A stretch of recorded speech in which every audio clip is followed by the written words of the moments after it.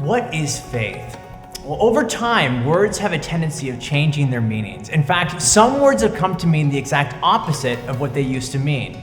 Consider the word awful. A century ago, it literally meant to be full of awe.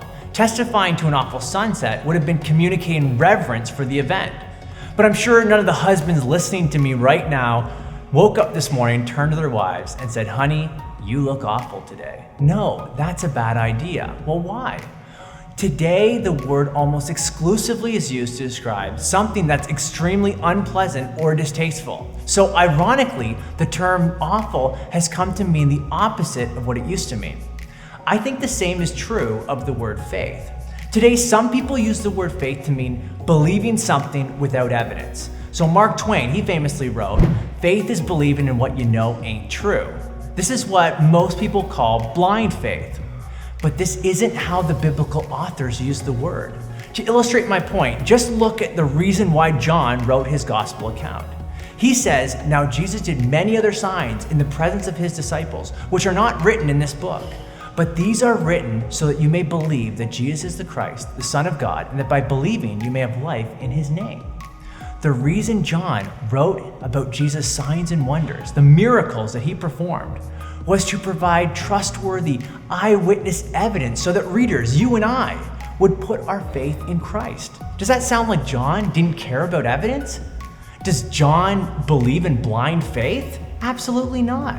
The mere existence of John's gospel demonstrates that John thought faith and evidence work together. More specifically, the gospel according to John was written so that people would read it and put their faith in Christ. Here's an illustration I use to explain biblical faith. Imagine you're standing at the edge of Niagara Falls, and while you're watching this magnificent waterfall, you notice there's a tightrope walker named Charles Blondin. And he's walking from one side to the other, pushing a wheelbarrow full of rocks. You're mesmerized by his amazing ability, and you keep watching him do it over and over again. And he sees you, walks over, and asks, "Do you have faith that I could do it again?" You reply, "Of course. I have faith you could do it again. I've seen you do it all day."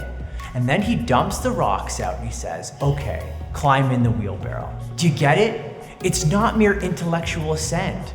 You believe based on evidence, and stepping into the wheelbarrow is active trust. So biblical faith is putting your trust in something based on evidence. We all understand how trust works. I trust my wife more today than when I married her nearly 10 years ago. Why? Because she's given me more reason or evidence over the last decade to put my trust in her. The same can be said of our faith in Christ.